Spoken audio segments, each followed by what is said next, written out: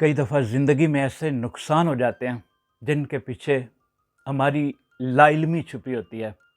ہم غفلت میں کسی بڑے نقصان کا سبب بن جاتے ہیں۔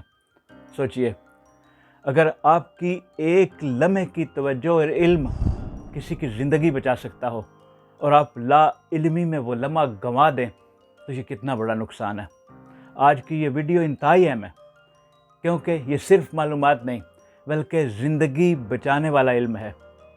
آج ہر گھر میں ہائی بلڈ پریشر کے مریض موجود ہیں۔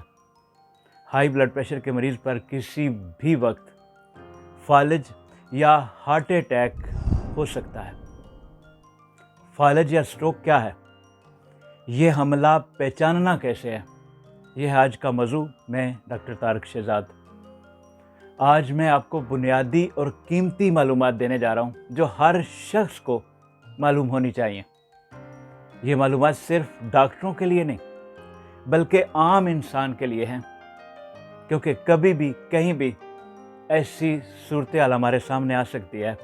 ہمارے پاس اتنا شعور اور علم ہونا چاہیے کہ ہم اس حملے کو بر وقت پہچان کر کسی کی جان بچا سکیں۔ ایک جگہ پرانے کلاس فیلوز کی ایک ملاقات تھی۔ ایک خاتون باربیکیو کے دوران ٹھوکر کھا کر گریں، لیکن تھوڑی دیر بعد وہ اٹھ کر بیٹھ گئیں۔ دوستوں نے ڈاکٹر کو دکھانے کا مشورہ دیا، لیکن وہ پر اعتماد تھی کہ وہ بالکل ٹھیک ہیں۔ ان کا کہنا تھا کہ نیا جوتا لینے کی وجہ سے یہاں ٹکرایا ہے، جس کی وجہ سے میں گر گئی ہوں۔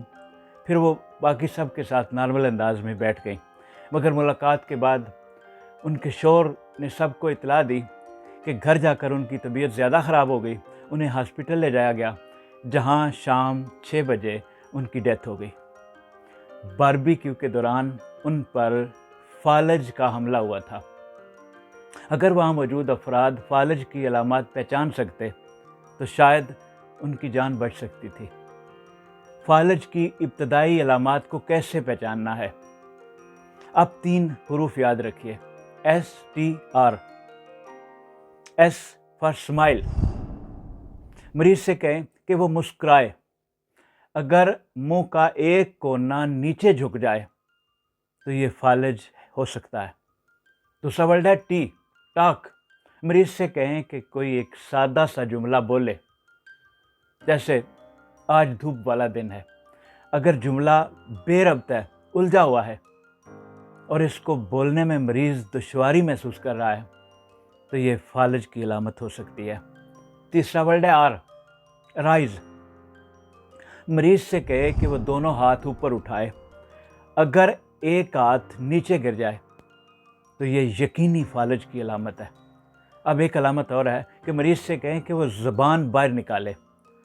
اگر زبان ایک طرف مڑی ہوئی ہو یا ٹیڑھی ہو، اگر مریض میں یہ تمام علامات یا ان میں سے کوئی ایک علامت بھی موجود ہو تو وقت ضائع کیے بغیر اسے فوراً ہاسپٹل پہنچایا جائے۔